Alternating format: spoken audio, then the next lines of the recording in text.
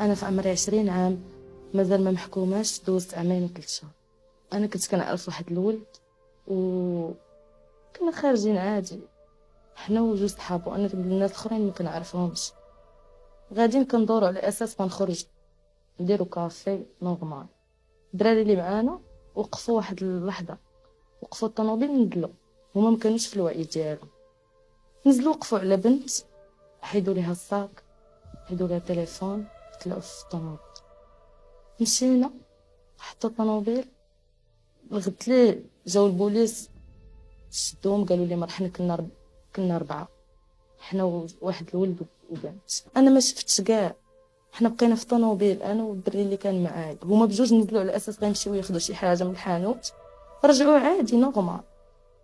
مني رجعوا مشينا الغد ليه هما تشدوا، هما ديجا كانوا عندهم بلانات انهم كيسافروا، انا ما كنعرفهمش كاع. صافي جاو البوليس، جاو عندنا للدار، قالوا لي اجي غير نهضروا معاك وترجع. مشيت اعتقلوني. انا تصدمت، كنت مصدومه حيت كنت ديجا باقا صغيره، تشديت عندي 18 عام، باقا ما عارفاش شنو واقع بالضبط. دخلت جاني داكشي بحال شي فيلم خيالي ولا شي حاجه، ما كنتش كنتوقع ان كاينين ناس اخرين عايشين في الظروف، كاينين ناس اباغ الحياه العاديه. صراحه تصدمت وما احساس خيب.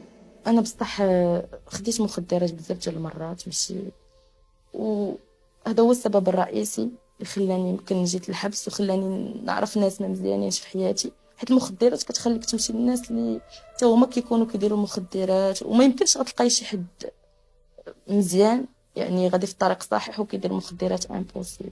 يعني غتمشي للناس الخايبين، غتولي عندك رفقاء السوء، ما غتبقايش تعرفي شنو كديري في حياتك.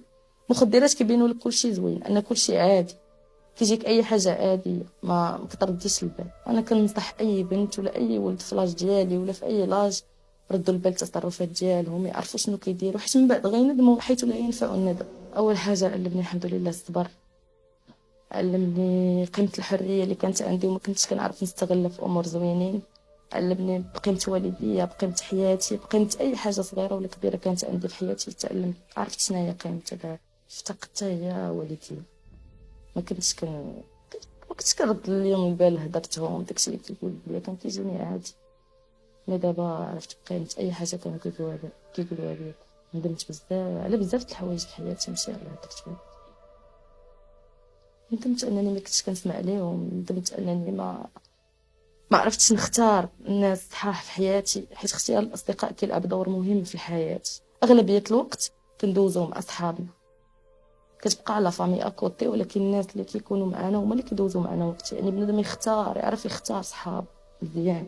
الحريه شي حاجه ما كتباع، ما كتشرى، ما كتقدر حتى شي ثمن، ما عندها حتى شي ثمن والو. الحريه اهم شيء في حياتك، في كل شيء.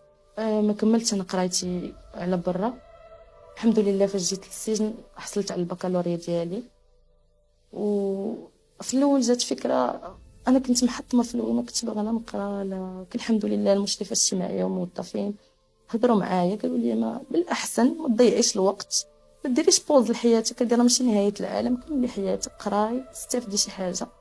داكشي اللي درت، كملت قرايتي الحمد لله، حصلت على البكالوريا ديالي وانا مقبله على الدراسه الجامعيه ان شاء الله. الحمد لله كانت مزيان. انا كنت كنبريباري مع كاينين الناس معانا في السجن كانوا كيبريباريو معانا لي ماتيغ اللي عندنا، كيفاش خصنا نخدموا، كيفاش الحمد لله جاب الله التوفيق ونجحت.